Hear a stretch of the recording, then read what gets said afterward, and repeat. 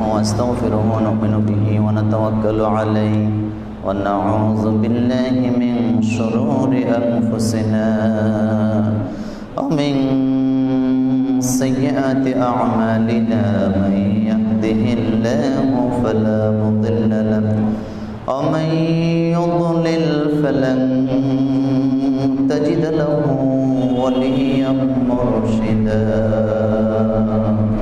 ونشهد أن لا إله إلا الله وحده لا شريك له ونشهد أن سيدنا وحبيبنا ومولانا محمدا عبده ورسوله الذي أرسله بالحق بشيرا ونذيرا وداعيا إلى الله بإذنه وسراجا منيرا فقد قال الله تعالى في كلامه المجيد أعوذ بالله من الشيطان الرجيم بسم الله الرحمن الرحيم إن الله وملائكته يصلون على النبي يا أيها الذين آمنوا صلوا عليه وسلموا تسليما اللهم صل على محمد وعلى آل محمد كما صليت على إبراهيم وعلى آل إبراهيم إنك حميد مجيد اللهم بارك على محمد وعلى آل محمد كما باركت على إبراهيم وعلى آل إبراهيم إنك حميد مجيد সকল প্রশংসা ওই আল্লাহ পাকের, যিনি আমাদেরকে সৃষ্টি করেছেন, যিনি আমাদেরকে হেদায়েত দিয়েছেন, যিনি আমাদেরকে তাওহীদ শিখিয়েছেন, যে আল্লাহ পাক আমাদের এই জাতিকে মূর্তি পূজা থেকে মুক্ত করেছেন, একচ্ছত্র মালিকানা সে আল্লাহর গোলামি করার জন্য তিনি আমাদের কাছে যে বার্তা পাঠিয়েছেন, সে মনিবের দরবারে আমরা সকলে পড়ছি আলহামদুলিল্লাহ। রব্বানা লাকাল হামদ হামদান কাসীরান তাইয়্যিবান মুবারাকান ফীহি। লাখো কোটি দুরুদ সালাম বিশ্বের মানবতার মুক্তির দূত সৈয়দুল মুরসালিন খাতামুন নবিয়্যিন আশরাফুল আম্বিয়া সৈয়দিনা জনাব মুহাম্মদ রাসূলুল্লাহ সাল্লাল্লাহু আলাইহি ওয়াসাল্লামের সম্মানিত উপস্থিতি মুসলিম কেরাম, আজকে পবিত্র জুমআর দিন আমরা একত্রিত হয়েছি অতীতের কিছু ঘটে যাওয়া বিষয়, ভবিষ্যতের কিছু নসিহত এখান থেকে আমরা নিয়ে যাব। আমি আপনাদের নিয়মিত খতিব নই, যিনি নিয়মিত খতিব আমার অত্যন্ত শ্রদ্ধাভাজন ব্যক্তি সালাম সাহেব, তিনি এখানে আছেন। তিনার অনুমতি নিয়ে আমি এখানে বসেছি। আমি দুই একটি কথা বলবো। আপনারা বলেন তো, এই পৃথিবীতে আল্লাহ যদি গজব দেন আর আল্লাহ যদি এই গজবটা উঠাইয়া না নেন, তাহলে পৃথিবীর কোনো মানুষ এই গজবকে হটাতে পারবে এমন কোনো ক্ষমতা কি কারো আছে? একটু জোরে বলতে হবে, আছে কি? নাই। আপনারা চিন্তা করেন তো, ঠান্ডা মাথায় সারা পৃথিবীতে যেই রাষ্ট্রগুলা শক্তিধর ছিল, যারা নিজেদেরকে ক্ষমতার উৎস মনে করতেন। America, Europe, France, German, Japan, Korea, আরো কত কি রাষ্ট্র, রাশিয়া, নিজেদেরকে অনেক পাওয়ারফুল, শক্তিশালী মনে করতেন। কিন্তু অদৃশ্য একটি ভাইরাস, যেটি খালি চোখে দেখা যায় না, সারা পৃথিবীর শক্তিধর রাষ্ট্রের কলিজা, সাহস, অর্থনীতি, সমাজনীতি, শিক্ষা ব্যবস্থা পৃথিবীকে আল্লাহ পাক ধ্বংস করে দিয়েছে। আজকে আমাদের দেশের কিছু নেতারা খুব বুক ফুলে বলে যে ক্ষমতার উৎস জনগণ। এরা বাটপার, শুধু বাটপার না, এরা বাটপারের উস্তাদ। কারণ ক্ষমতার মালিক যদি জনগণ হতো, তাহলে শুধুমাত্র করোনা ভাইরাসের কারণে সারা পৃথিবী তছনছ হয়ে যেত না। আজকে সারা পৃথিবীর স্কুল, কলেজ সব কিছু বন্ধ হয়ে গেছে। আমি ওই কথাটা বলবো না, যেটা বুঝাইতে চাইলাম, এই পৃথিবীর সবাই তছনছ হয়ে গিয়েছে সামাজিকভাবে। ঘোষণা করা হয়েছে 3 জন 4 জন একসাথে হবা না, হবা মানে মরে যাবা। তারা হয়ও নাই, ঘর থেকে বের হয় না, মরে যাবে করোনা ভাইরাসের কারণে।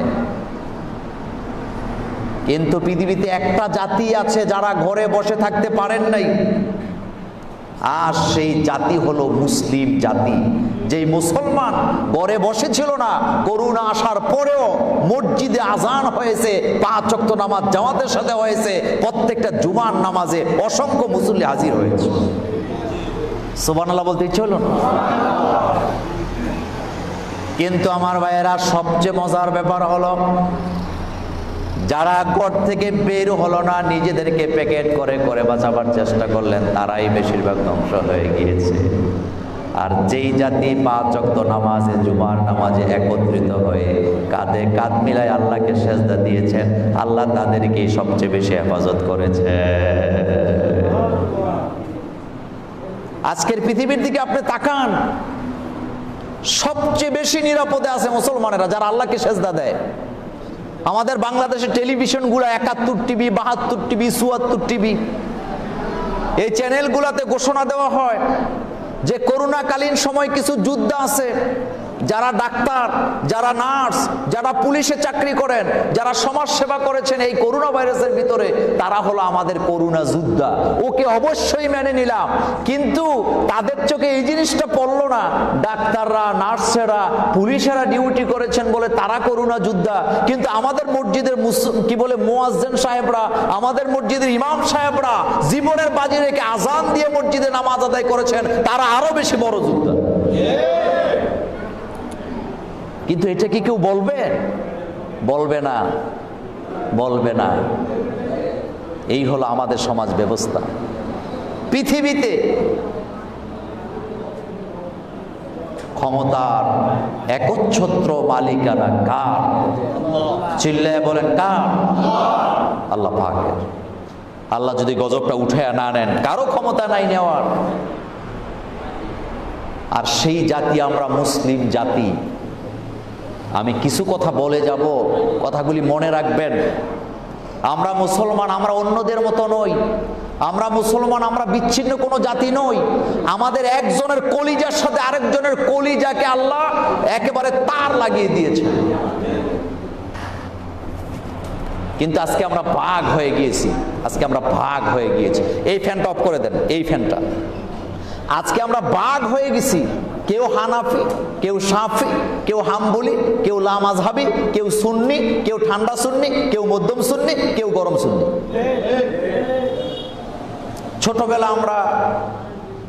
ছোটবেলা আমরা কারিয়ানা বিভাগে একটা কিতাব পড়ছিলাম, তালিমুল ইসলাম। আপনারা অনেকে পড়ে থাকতে পারেন। তালিমুল ইসলাম মানে হলো সওয়াল জবাব। কিতাবটা এইভাবেই লেখা হয়েছে, হুজুরের মনে আছে নিশ্চয়ই। সওয়াল করা হয়েছে, তুমহারা মাযহাব কা নাম কিয়া হ্যায়।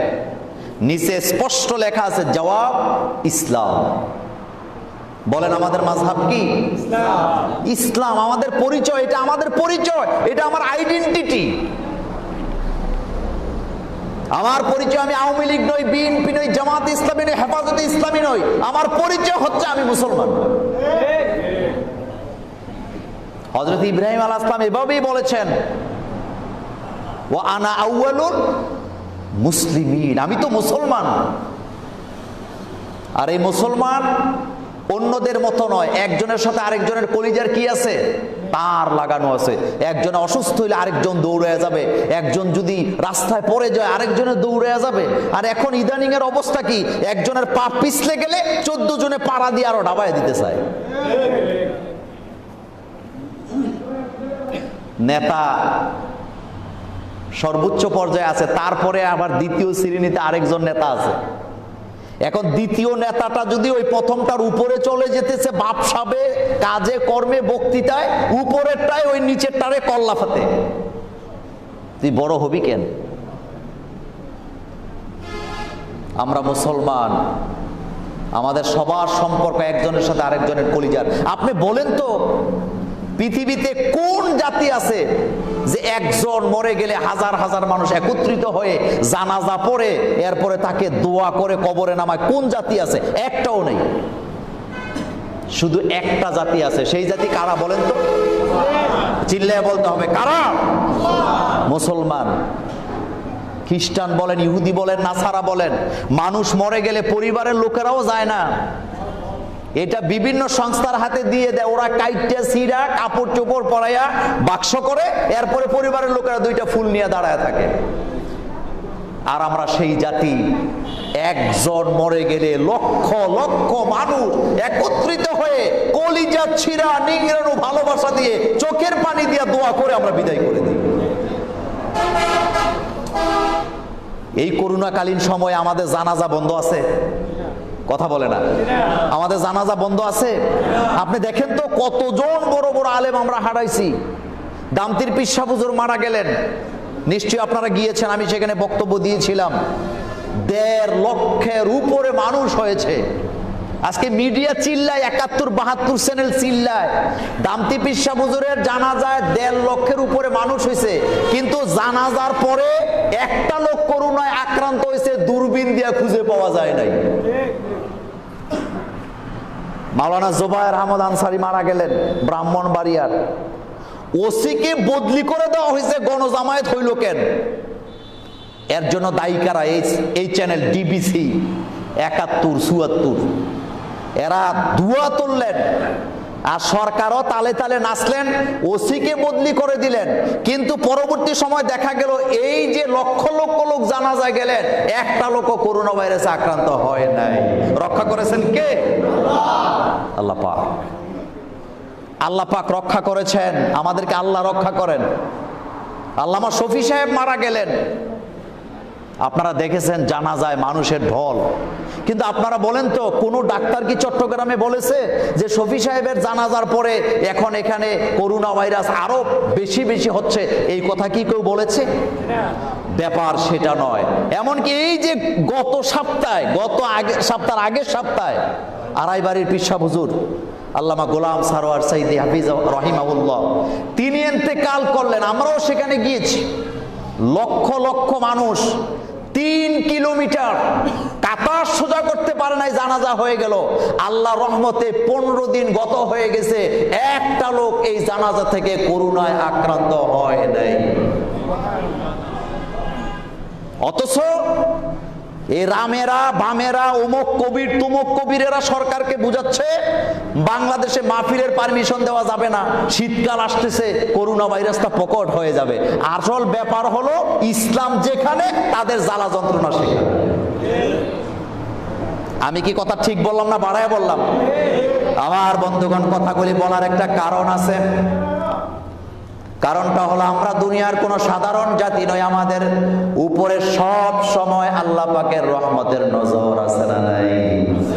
একজন কালিমাগুই মুসলমান, একজন ইমানদার জঙ্গলে থাকুক, পাহাড়ে থাকুক আর নদীতে থাকুক না কেন, সে যেখানে বিপদে পড়ে যায় আল্লাহ তার পাশে রহমত দাঁড় করায় দেয়।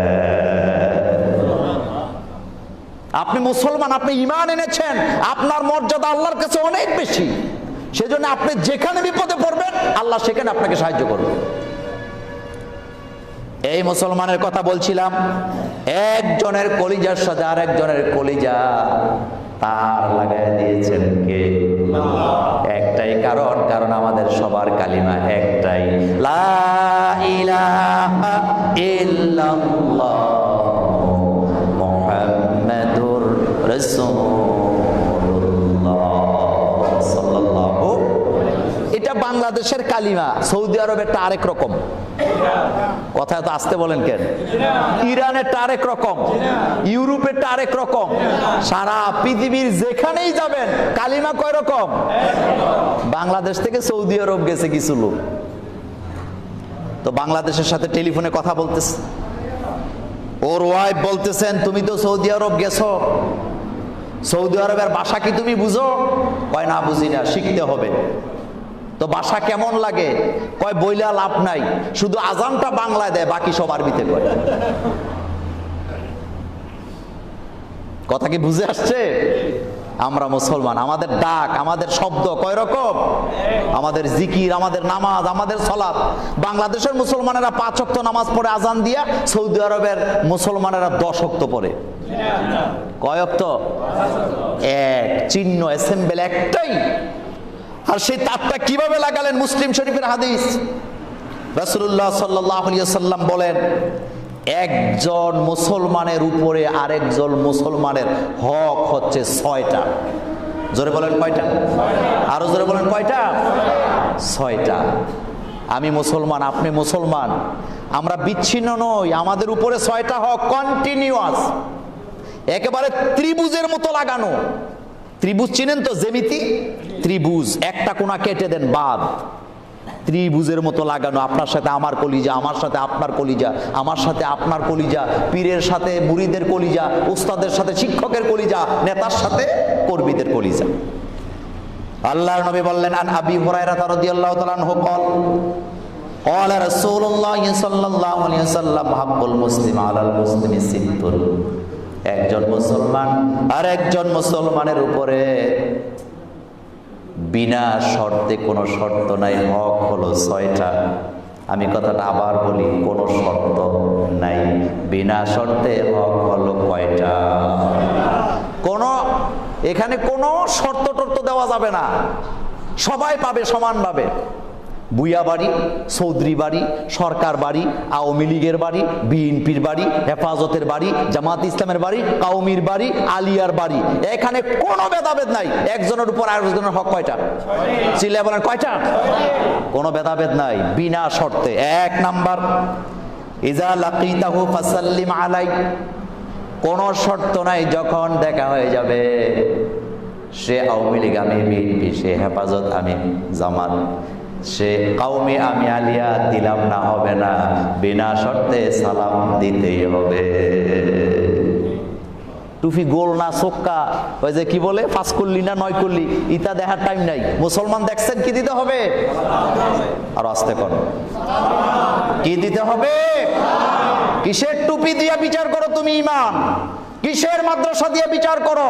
কালিমা যে পড়েছে যে মুসলমান, তুমি তারে যেখানে দেখবা সেখানে সালাম দিবা। অতি পণ্ডিত, অতি পণ্ডিত, ছোট্ট ছোট্ট ব্যাপার নিয়ে আমরা বিভক্তি হয়ে যাই। রাসূল সাল্লাল্লাহু আলাইহি ওয়াসাল্লামের হাদিস, অনেক মুহাদ্দিসও থাকতে পারেন এখানে।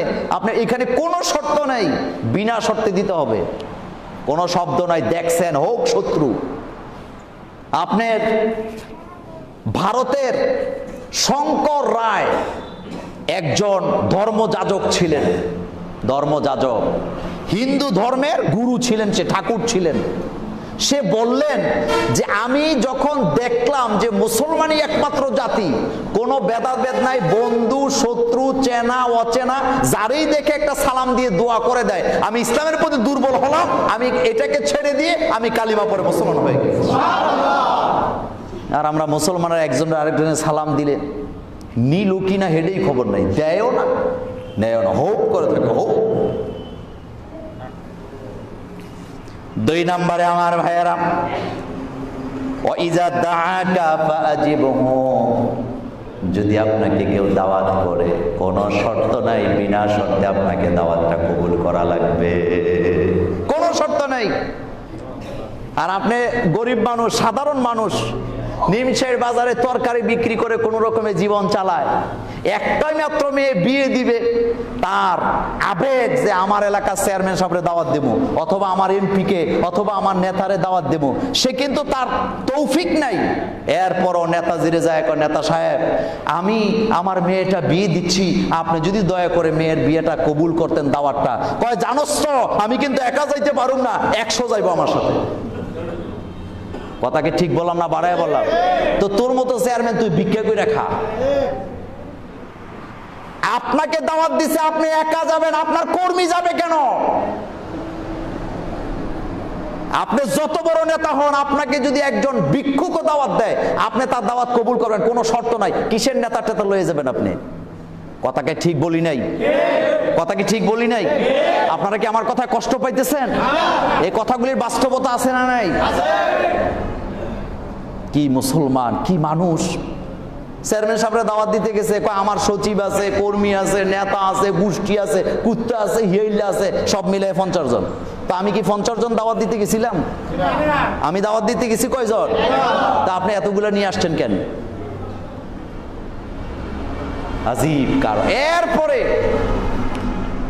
এরপরে কি হয়? একটা অনুষ্ঠান করলো, বিয়ের অনুষ্ঠান, খাওয়া দাওয়া চলতেছে। যে গেট দিয়া ঢুকবে, ওই গেটে একটা টেবিল, একটা খাতা, একটা কলম এবং খুব দায়িত্বশীল একটা ছেলেকে বসায় রাখা হয়।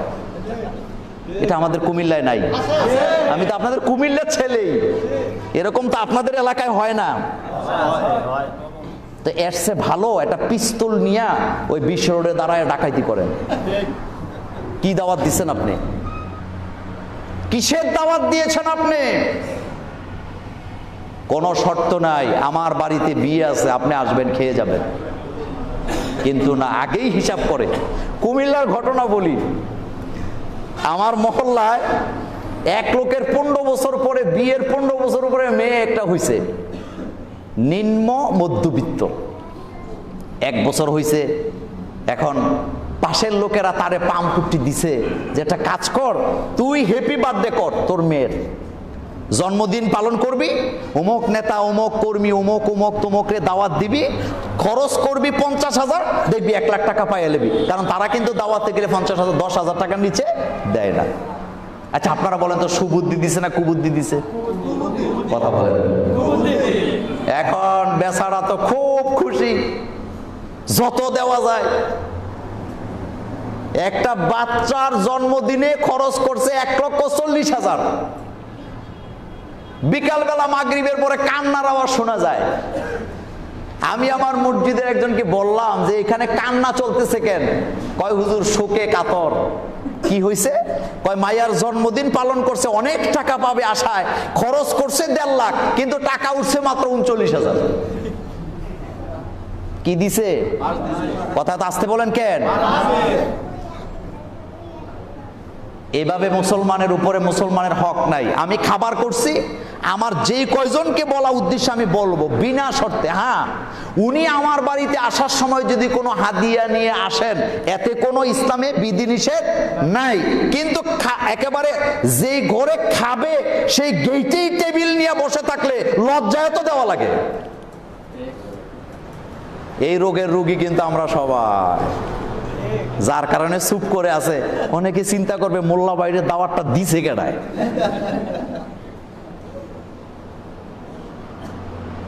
এরপরে আরো কত অনুষ্ঠান, খতনার অনুষ্ঠান আপনাদের এই এলাকায় হয় না? আচ্ছা আপনাদেরকে আমি একেবারে মহব্বত করে জিজ্ঞেস করি, খতনা করানো, মুসলমানি করানো, এটা কি গোপনীয় কাজ নাকি প্রকাশ্যের কাজ? কথা বলে না। এটা কি কোনো প্রকাশ করার জিনিস? আশ্চর্য মানুষ, আপনার ছেলে নুনু কাটছেন। কি কাটছেন? লজ্জা পাওয়ার কিচ্ছু নাই, এটা নুনুই। এখন আপনি পাবলিসিটি করতেছেন, ভাই আমার পোলাটা বড় হইতেছে, তার নুনুটা কাটছি, আপনারা খাইয়া যান। দিয়েন না আমারে দাওয়াত, এটাই হক। ইব্রাহিম আলাইহিস সালাম খতনা করে অনুষ্ঠান করছিলেন? মুহাম্মদ সাল্লাল্লাহু আলাইহি ওয়াসাল্লাম করেছিলেন? পৃথিবীর কোন পয়গম্বর করেছেন? সাহাবায়ে কেরাম করেছেন? তাহলে আমরা করি কেন? আসলে করি দান্দা। কি দান্দাটা? কি মাল তেরা মাকসুদ হ্যাঁ, নতুবা নুনু কাটছেন এটা দাওয়াত খাইতে হবে কেন? আর মজা করে খায়। এরপরে আরেকটা অনুষ্ঠান আছে হাদি বলে, আমি জানিও না, এটা কয়েকদিন আগে শুনলাম। মেয়ের বাচ্চা হবে। মেয়ের কি হবে? এটা কি প্রকাশ্যের কাজ না গোপনীয় কাজ? পর্দার ভিতরের কাজ না পর্দার বাইরের কাজ? খাপে খাপে মিলে নিয়েন, কষ্ট পাইলে আমার কিচ্ছু করার নাই। এখন আপনি মানুষকে দাওয়াত দিচ্ছেন, আত্মীয় স্বজনকে, তোমরা সবাই আসো, আমার মেয়ের পেটের ভিতরে বাচ্চা আছে, এই উচিলে তোমরা খাইয়ে যাও। মুসলমানের রুচি হয় এত খারাপ। আমরা মুসলমান, আমাদের ঐতিহ্য আছে, আমাদের সংস্কৃতি আলাদা।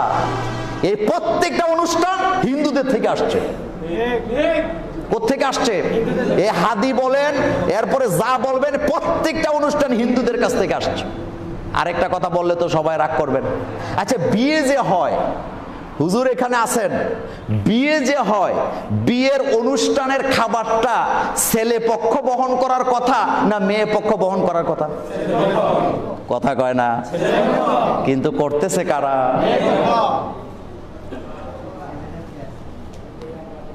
হাদিসের কোথাও একটা লফজ না এটা মেয়ের বাপ করবে বা মেয়ের পক্ষ করবে, পুরা খরচটাই ছেলে পক্ষ করবে। অথচ ছেলের বাপ সোফার মধ্যে একেবারে দেখতে আইছে যে বাপ সাব লইয়া পায়ের উপরে পা তুলে রাখছে। বাপ সাবাই বোঝা যায়। লোকেরা জিজ্ঞাসা ছেলের বাপ কোনটা? কয় বাপ সাবাই বুঝেন না? তো কি হয়েছে? কয় 500 জন খাওয়ান লাগবে, আমার গোষ্ঠী বড়। এ কথা বলে না? এ কথা বলেন না?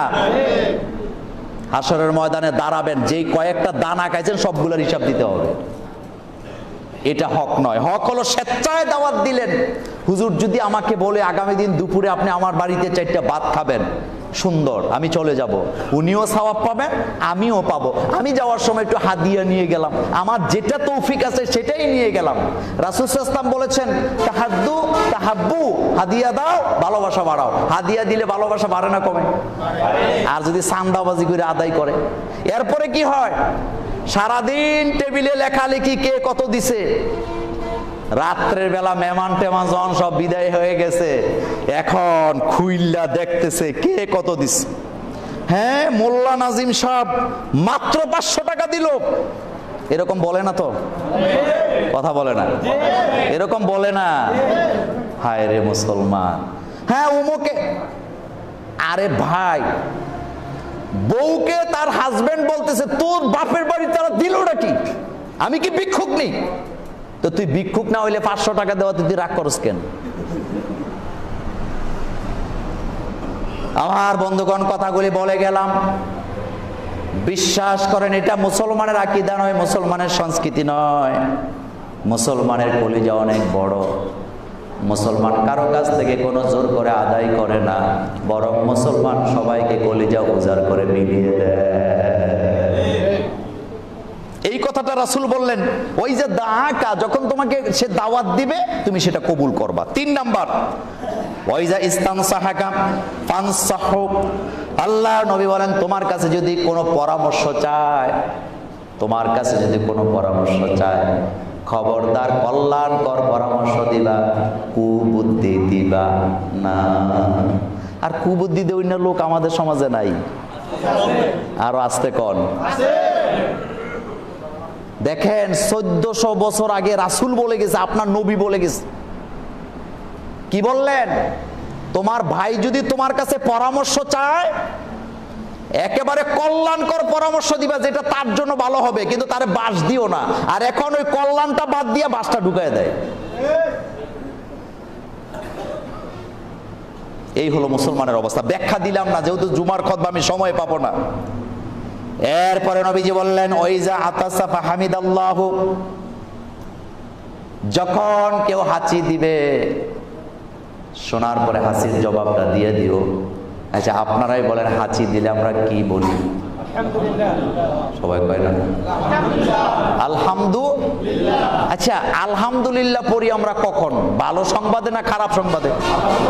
বাজারে রওনা দিছে, একটা পা বাইরে দিছে আরেকটা ভিতরে, হাঁচি আসছে উল্টা ঘরে চলে যায়, কয় আমার লক্ষ্মী হয় নাই, যাত্রা যাত্রা কি হয় নাই, হিন্দুদের থেকে আসছে, মুসলমানের সাথে কোনো সম্পর্ক নাই।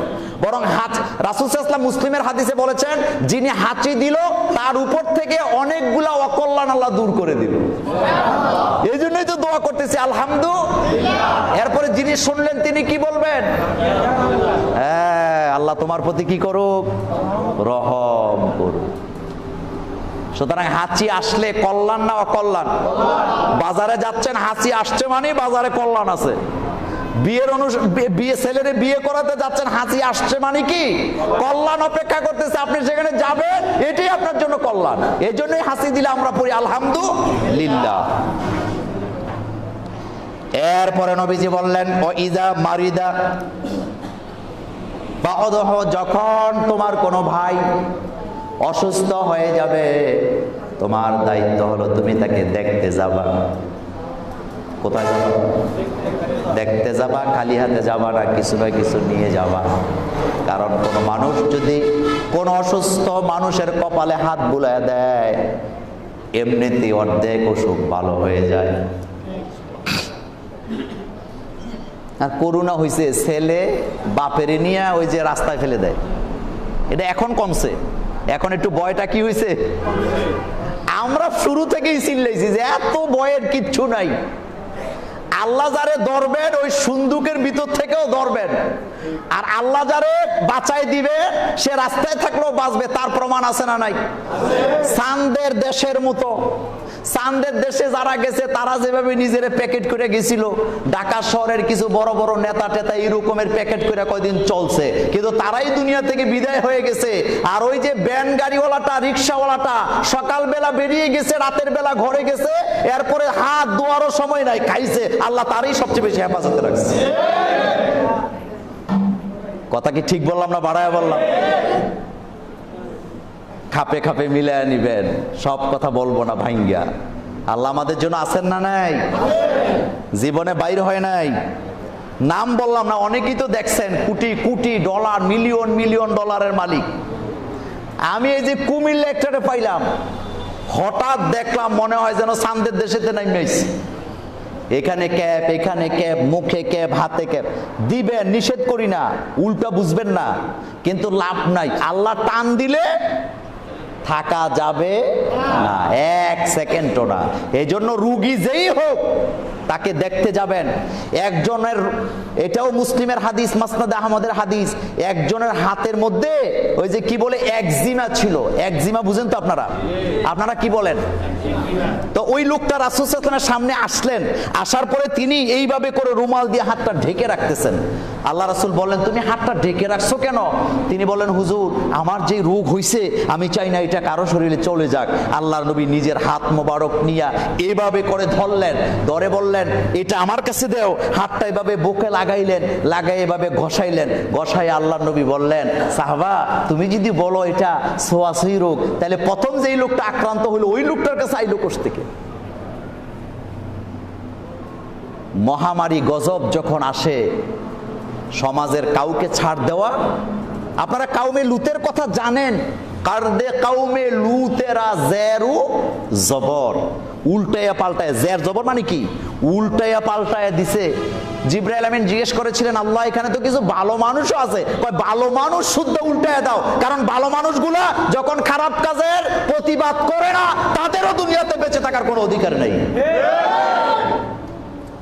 আজকে আলেম ওলামারা কোনো খারাপ কাজের প্রতিবাদ করলে রামেরা বামেরা টেলিভিশনে 24 ঘন্টা টকশো চলতে থাকে। এটা এখন আর চলে না, এখন আর চলে না। রাজনৈতিকভাবে নিবেন না।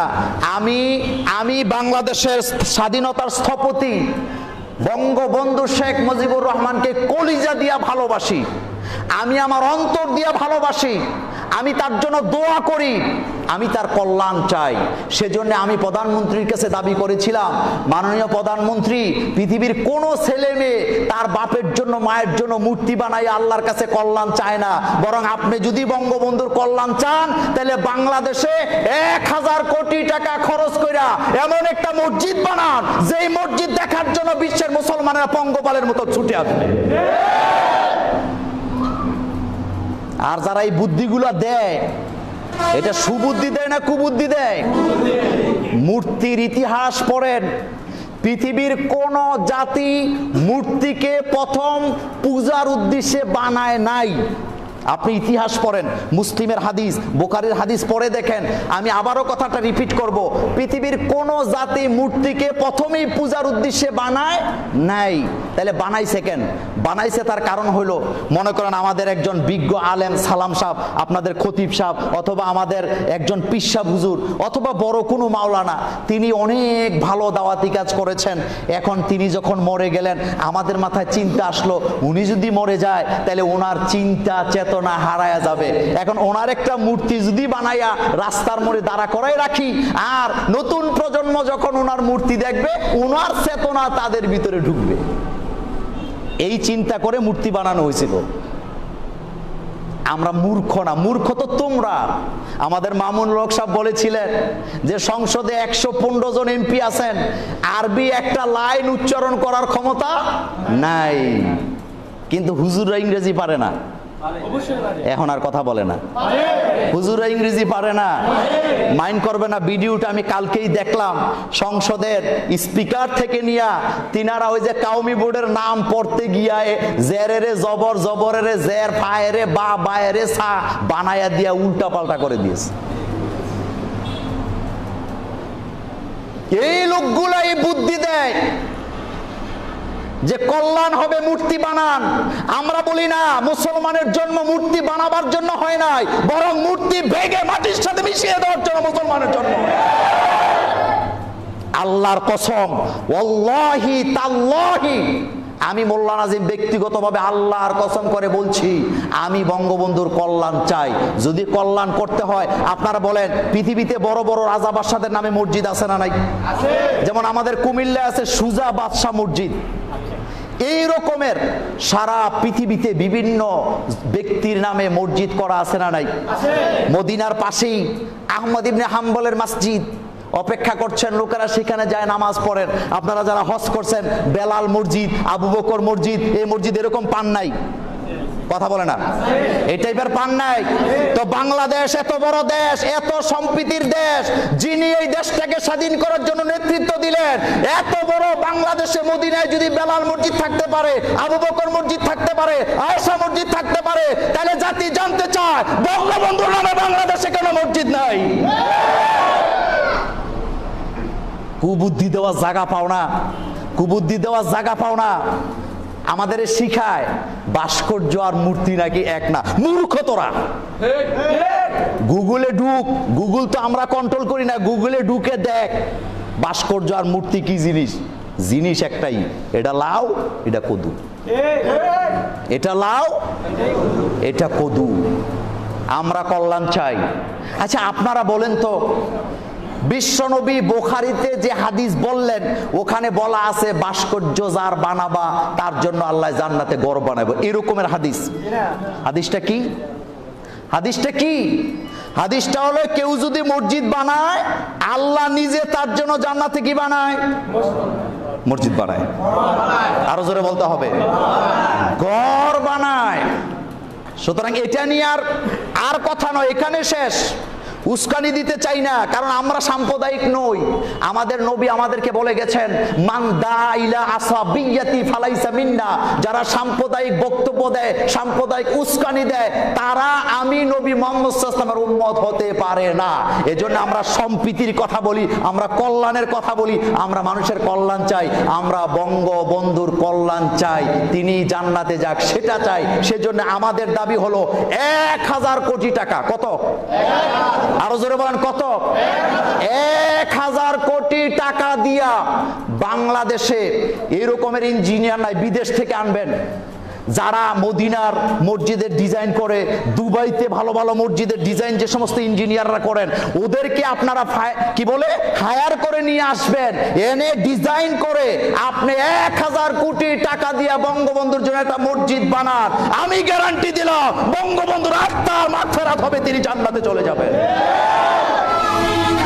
কিন্তু আপনারা যেটা করতে চান, যারা আপনাদেরকে বুদ্ধি দেয়, কুবুদ্ধি দিতেছে যাতে করে ওখানে একটু ডিস্টার্ব করতে পারে। ব্যাখ্যা দিলাম না। আর আমরা যারা আলেম ওলামা আছি, আমরা তো বাবারে আটকানো এক জায়গায়, আর সেই জায়গাটা হলো আল্লাহর নবী বলেছেন, যারা হক কথা বলবে না, যারা হক কথা বলবে না তারা হলো বোবা শয়তান। মান সাকাতা আনিল হক, মান সাকাতা আনিল হক ফাহুয়া আখরাসু শয়তানু আখরাস, যারা হক কথা বলে না তারা হলো বোবা শয়তান। কি শয়তান? কি শয়তান? এখন আপনারা বলবেন, হুজুর প্রতিবাদের ভাষাটা কেমন হওয়া দরকার? প্রতিবাদ যার যার জায়গা থেকে আন্দাজি করলে হবে না, যে যা জায়গা আছে ওই জায়গা থেকে ওইভাবে করতে হবে। যেমন আপনাদের এলাকায় একটা লোক রিক্সা চালায় খায়, কিন্তু সে মুসলমান, সেও প্রতিবাদ করতে হবে। আপনাদের এলাকার আমাদের প্রিয় হুজুর, উনি এখানে মিম্বরে খুতবা দেন, তিনিও প্রতিবাদ করতে হবে। আমাদের এলাকায় যিনি ওসি সাহেব আছেন, তিনিও প্রতিবাদ করতে হবে। কিন্তু প্রতিবাদের ধরনটা কি একরকম হবে না আলাদা আলাদা হবে? কথা বলে না, অবশ্যই আলাদা আলাদা হবে। আল্লাহ নবী বলেন, আন আবি সাইদ খুদরি রাদিয়াল্লাহু তাআলা আনহু قال قال রাসূলুল্লাহ সাল্লাল্লাহু আলাইহি ওয়াসাল্লাম মান রাআ মিনকুম মুনকারান ফালিয়ুগাইয়্যির বিয়াদি। আল্লাহর নবী বললেন, তোমরা যখন দেখো সমাজে একটা অন্যায় কাজ, অনিসলামিক কাজ হচ্ছে, তোমাদের দায়িত্ব হলো তোমরা প্রতিবাদ করো। কিন্তু প্রতিবাদের কিন্তু ক্লাস আছে। কি আছে? যেমন যেই ছেলেটা রিক্সা চালায় খায়, সে ইচ্ছা করলে প্রতিবাদ লাঠি দিয়া করতে পারবে না, সে ইচ্ছা করলে হাত দিয়া প্রতিবাদ করতে পারবে না। সে প্রতিবাদ করবে কি দিয়া? কথা বলে না, কি দিয়া? কলিজা দিয়া, রু দিয়া, তার মন দিয়া সে করবে। অর্থাৎ এই খারাপ কাজটা যারা করতেছে সে ঘৃণা করবে। কিন্তু আপনাদের মসজিদের খতিব সাহেব, আপনাদের মসজিদের খতিব সাহেব তিনিও প্রতিবাদ করবেন, কিন্তু তিনি মনে মনে করলে হবে না, কারণ তিনার ক্ষমতা কোথায়? কথা বলে না, তিনার ক্ষমতা কোথায়? কারণ তিনি যখন কথা বলে প্রতিবাদ করার সুযোগ নাই, উইটটা চলে যাওয়ার সুযোগ নাই। নেতারা 500 টাকা ডিজেল দিয়া কর্মীদের আনে কথা শোনাবার জন্য, টাকাটা পাইয়া খাবারের পোটলাটা পাইলেই হুন্ডাটা ঘুরে চলে যায়। কিন্তু মসজিদের খতিব সাহেব মিম্বরে যখন বসবেন, নামাজের সময় হবে না যতক্ষণ কথা না শুননা এদিক সেদিক যাওয়ার কোনো সুযোগ নাই। তাহলে ওনার প্রতিবাদের ভাষা কোথায়? এটা মনে মনে করলে হবে না। এখন উনি মিম্বর থেকে হুঙ্কার দিবেন, কিন্তু উনি হাত দিয়া করলে এটা মানাবে না। উনি একটা লোক বিড়ি খাইতেছে, উনি যদি হাত দিয়া থাপ্পড় দেয়, বিড়ি খাইলি কেন? লোকেরা কবে হুজুর বিড়ি খাইছে, অন্যায় করছে, কিন্তু আপনি তার গায়ে হাত তুললেন কেমন? আপনি তো একজন হুজুর, বলবে কিনা? কথা বলেন, বলবে কিনা? কিন্তু উনি যদি মুখ দিয়া বলেন, এটাই ওনার ভাষা, এটাই ওনার প্রতিবাদের পদ্ধতি, তাহলে সবাই ওনারে সম্মান দিবে। কিন্তু ওসি সাহেব যদি রাস্তা থেকে একজন গাঞ্জা করে ধইরা আইনা কপালে চুমু দিয়া মুছা দিয়া কয়, বাবা এগুলি খাইও না, ভালো না, লোকেরা কবে হ্যাঁও খায়। কারণ ওসি সাহেবের মনে আর মুখে না, ওসি সাহেবের ক্ষমতা কোথায়? কথা বলে না, তেরে মেরে ডান্ডা করে দেব। এই ওসি সাহেব এখন মুখ দিয়ে বললে হবে না, ওসি সাহেব অন্তর দিয়ে ঘৃণা করলে হবে না, তার হাতে নির্বাহী ক্ষমতা আছে, হাতের লাঠিটা দিয়ে জনমের মতো ঠান্ডা করে দিতে হবে। আর এই হাদিসের ব্যাখ্যা এটাই। আল্লাহ রাসূল বললেন, যদি তোমরা দেখো কেউ অন্যায় করতেছে, তোমাদের দায়িত্ব হলো হাত দিয়ে বাধা দাও। তা হাত দিয়ে বাধা দিবে কারা? যাদের হাতে কি আছে? পাওয়ার আছে। যদি হাত দিয়ে বাধা দেওয়ার ক্ষমতা নাই, আছে কিন্তু মুখে ক্ষমতা, যেমন হুজুরের। হুজুরে কথায় কথায় মানুষের গায়ে হাত তুললে কেউ এটা ভালোভাবে নিবে না। আমি যদি রাস্তায় কোনো লোকের গায়ে হাত দেই, আপনারা বলেন এই কথাটা সমাজে ভাইরাল হবে কি হবে না? সেজন্য আমি আমার ক্ষমতা মুখে আমি বলবো, বাবারে এই কাজ করো না, এই কাজ করলে অকল্যাণ হবে, গুনাহ হবে, আল্লাহ তোমারে শাস্তি দিবে। কিন্তু একজন রিকশাওয়ালা সে হাত দিয়েও পারে না, সে মুখ দিয়েও পারে না, সেজন্য তাকে সুযোগ দেওয়া হয়েছে। সে কি দিয়া? কথা আসতে বলেন কেন? কি দিয়া? অন্তর দিয়া। এটা আমাদের দায়িত্ব। আর এই দায়িত্ব পৃথিবীর কোন নেতা আমাদেরকে দেন নাই, এই দায়িত্ব দিয়েছেন মুহাম্মাদুর রাসূলুল্লাহ সাল্লাল্লাহু আলাইহি ওয়াসাল্লাম। আমার বন্ধুগণ, আমরা মুসলমান, আমরা অন্য জাতির মতো নই। আমাদের মর্যাদা আছে, আমাদের মধ্যে ভালোবাসা আছে। এই কথাটাই বলছিলাম। রাসূলুল্লাহ সাল্লাল্লাহু আলাইহি ওয়াসাল্লাম বলেছেন, যারা সাম্প্রদায়িক, ক্বালা রাসূলুল্লাহ সাল্লাল্লাহু আলাইহি ওয়াসাল্লাম, লাইসা মিন্না মান দাআ ইলা আসাবিয়্যাতি ওয়া লাইসা মিন্না মান কাতালা আলা আসাবিয়্যাতি ওয়া লাইসা মিন্না মান মাতা আলা আসাবিয়্যাতি। যারা সাম্প্রদায়িক কথা বলে, সাম্প্রদায়িক উস্কানি দেয়, সাম্প্রদায়িক বক্তব্য দেয়, তারা আমি নবী মুহাম্মদ সাল্লাল্লাহু আলাইহি ওয়াসাল্লামের উম্মত হতে পারে না। যারা সাম্প্রদায়িকতার দাঙ্গা লাগাইয়া মরে অথবা মারে, তারাও আমি নবীর উম্মত হতে পারে না। তার প্রমাণ বাংলাদেশে আছে না নাই? আমার নবীরে গালি দিল ফ্রান্সে, প্রতিবাদ হইল বাংলাদেশে। আর যারা প্রতিবাদ করলো তারা নবীর উম্মত, আর নবীর উম্মতেরা নবীকে কলিজা দিয়া ভালোবাসে। আমি বিশ্বাস করি পৃথিবীর 150 কোটি মুসলমানকে যদি বলা হয় মুহাম্মদ সাল্লাল্লাহু আলাইহি ওয়াসাল্লামের কদম মোবারকে কলিজা ছিঁড়ে রেখে দাও, আমরা আমাদের বুকটা ছিঁড়ে মুহাম্মদ সাল্লাল্লাহু আলাইহি ওয়াসাল্লামের কদম মোবারকে আমাদের কলিজা রেখে দিতে পারবো ইনশাআল্লাহ। পারবেন না? কথা বলেন, পারবেন না? ফ্রান্সের প্রধানমন্ত্রী বলেছেন যে মুহাম্মদ সাল্লাল্লাহু আলাইহি ওয়াসাল্লামকে তার উম্মতেরা এত ভালোবাসে, এটা আগে আমার জানাই ছিল না। আর ফ্রান্সের বর্তমান অবস্থা হলো, ফ্রান্সের যুবকরা, যুবতীরা, কলেজ ভার্সিটির ছেলেমেয়েরা এখন সমানে কোরআন পড়তেছে এটা জানার জন্য যে এই লোকেরা এত ভালোবাসে কেন। 1500 বছর আগে লোকটা পৃথিবী থেকে চলে গেলেন, আর তার বিরুদ্ধে একটা কার্টুন হলো, পৃথিবীর দাবানলের মধ্যে দাও দাও করে জ্বলে উঠলো। লোকটার চরিত্র কেমন ছিল সেটা জানতে চাই। আমরা বিশ্বাস করি যে ফ্রান্সে নবী ব্যঙ্গচিত্র ওড়ানো হয়েছে, সেখানে একদিন কালিমার পতাকা পথ করবে, উড়বে ইনশাআল্লাহ। কারণ যেখানেই নবীর বিরোধিতা হয়েছে সেখানেই নবীর মর্যাদা আল্লাহ বাড়ায় দিছে। ওয়ারাফা'না লাকা যিকরাক, তাফসীরে এসেছে ইয়ানি যিকরাল্লাহু তাআলা ফিদ দুনিয়া ওয়াল আখিরা ফিল আউয়ালি ওয়াল আখিরা।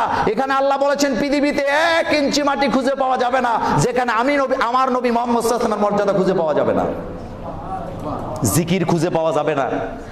আমার কথা বলার উদ্দেশ্য হলো, ফ্রান্স আমাদের বিরুদ্ধে কার্টুন আঁকলো, আমরা মুসলমানেরা প্রতিবাদ করলাম, আর হিন্দু, বৌদ্ধ, খ্রিস্টান ঐক্য পরিষদ, কি পরিষদ, মিছিল করতেছে, হেফাজতের গালে গালে জুতা মারো তালে তালে। এরপরে কি, সরমনাইন হুজুরের গালে গালে জুতা মারো তালে তালে। এই যেন দুধ কলা দিয়া বানর পোষলাম। দুধ কলা দিয়ে কি পোষলাম? আমার হাতে সময় নাই, এই কথাটা একটা গল্প বলে আমি আলোচনাটা শেষ করতে চাই। এক মহারাজ একটা বানর পালতো। তো উনি প্রতিদিন দুপুরবেলা দুধ কলা খাওয়াইতো বানরকে। খাওয়াইয়া হাতের কাছে একটা লাঠি থাকতো, এটা দিয়ে তার পাছার মধ্যে 2-3টা পিট্টি দিত, আর ওই যে বাড়ির ঘাটায় একটা কাঁঠাল গাছ ছিল, সে ওখানে যেয়ে উঠে যেত। একদিন মহারাজের বন্ধু আসছে বেড়াইতে, আসার পরে মহারাজের বন্ধু মহারাজের সাথে খেতে বসছে, পাশে ওনার আদরের বানর খানো খাইতে বসছে। এখন দুধ কলা খাওয়ার পরে মহারাজ হাতের লাঠিটা নিয়ে 2-3টা পিট্টি দিছে, বানরটা দৌড়ে গিয়ে ওই গাছে উঠে ওখানে বসে আছে। এখন বন্ধু খুব খেপছে, দোস্ত এত বড় জুলুম, যারে দুধ কলা খাওয়াও তারে আবার পাছার মধ্যে পিট্টি দাও, এটা তো দোস্ত ইনসাফ হইল না। মহারাজ বলতেছে, দোস্ত এই ঘটনা যদি বুঝতে হয় তোমাকে আমার বাড়িতে 3 দিন থাকা লাগবে। কয়দিন? আচ্ছা থাকলাম, তবুও ঘটনা জেনেই যাব। থাকলো, পরের দিন বানরকে খাবার দেওয়া হলো। দুধ কলা খাওয়ার পরে আজকে আর পিট্টি দেয় নাই। বানর মশাই আজকে আর গাছে যায় না, ওই যেখানে খাইছে ওখানে চুপচাপ বসে আছে। দ্বিতীয় দিন আবার খেতে বসছে, দুধ কলা খাওয়ার পরে আজকে পিট্টি দেয় নাই, আজকে বানর মশাই আর জাগায় নাই, মহারাজের কুলে উঠে বসছে। প্রমোশন হয়েছে না ডিমোশন হয়েছে? কথা বলে না। প্রমোশন হয়েছে না ডিমোশন হয়েছে? আচ্ছা, ভালো, ভদ্রভাবেই বসে আছে। তৃতীয় দিন আবার যখন দুধ কলা খাওয়াইছে, পিঠটি দেয় নাই, আজকে কাঁধের উপরে উঠে বসছে। যখন কাঁধের উপরে বসছে, দোস্ত কয়, দোস্ত আর ব্যাখ্যা দিতে হবে না, এখন বুঝে আইছে কি লেগে মাঝে মধ্যে পিঠটি দেও। আমরা আলেম ওলামা, আমরা মুসলমানেরা সন্ত্রাস নই, আমরা জঙ্গি নই, আলেমরা জঙ্গি নয়, সাম্প্রদায়িক দাঙ্গা আমরা ছড়াই না। আমরা যদি সাম্প্রদায়িকতা বিশ্বাস করতাম, হিন্দু বৌদ্ধ খ্রিস্টানের ব্যানারে যারা মিছিল করলেন, আমরা তাদেরকে মশার মতো থাপড়াইয়া মাটির সাথে মিশিয়ে দিতে পারতাম। কারণ মুহাম্মদ সাল্লাল্লাহু আলাইহি ওয়াসাল্লামকে আঘাত করা মানে আমাদের কলিজায় আঘাত করা। আমার মাকে গালি দাও, আমার বাপকে গালি দাও, বরদাস্ত করা হবে। মুহাম্মদ সাল্লাল্লাহু আলাইহি ওয়াসাল্লামকে গালি দিলে বরদাস্ত করা হবে। কিন্তু সুশীল সমাজের অসুশীল লোকেরা এখন আর টকশুতে বলে না যে তারা তো সাম্প্রদায়িক উস্কানি দিছে। মাশাআল্লাহ, গভর্নমেন্টের ওই প্রশাসনের লোকেরাও এখন আর তাদেরকে অ্যারেস্ট করার দরকার নেই, সুমা দিয়ে রেখে দিছে। যত দোষ বলতে বলছিলাম, মনে মনে বলেন না কিছু কথা। খবরদার, খবরদার, শেষ কথা বলে দিয়ে যাই, 2-1 মিনিট বেশি নিলাম। আমরা মুসলমান, আমাদের চরিত্র সংস্কৃতি অন্যদের সাথে মিলবে না। প্রত্যেক নবী আসছেন মূর্তি ভাঙার জন্য, গড়ার জন্য নয়। রাসূল সাল্লাল্লাহু আলাইহি ওয়াসাল্লাম বলেছেন, আমার জন্মই হয়েছে মূর্তিকে মাটির সাথে মিশিয়ে দেওয়ার জন্য। সুতরাং বঙ্গবন্ধুর জন্য আমরা কি চাই? শেষ কথাটা বলে যাই, জানি কথা রেকর্ড হয়, শেষ কথাটা বলে যাই। রামেরা, বামপন্থীরা, রামপন্থীরা চায় বঙ্গবন্ধুর ভাস্কর্য হোক। এটা তাদের স্বাধীন ব্যাপার, এটা তাদের প্রাণের দাবি, তারা দাবি করতেই পারে। কিন্তু তাদের সংখ্যা যদি হয় 1 লক্ষ, বাকি 17 লক্ষ তাওহীদি জনতাকে সাথে নিয়ে আলেম ওলামাদের দাবি হলো বাংলার জমিনে 1000 কোটি টাকা খরচ করে আমরা বঙ্গবন্ধু নামে মসজিদ চাই, আমরা ভাস্কর্য চাই না। মেজরিটি বলেন, মেজরিটি মাস্ট বি গ্যারান্টেড। তাহলে তারা যদি হয় 1 লাখ, আমরা যদি হই 17, কি বলে, তারা যদি হয় 1 কোটি, আমরা যদি হই 17 কোটি দাবিদার, তাহলে কাটটা থাকা উচিত? এত আসতে বললে হবে না, কাটটা থাকা উচিত। আমরা থুতু দিলে তোরা উড়ে যাবি, আমরা থুতু দিলে উড়ে যাবি।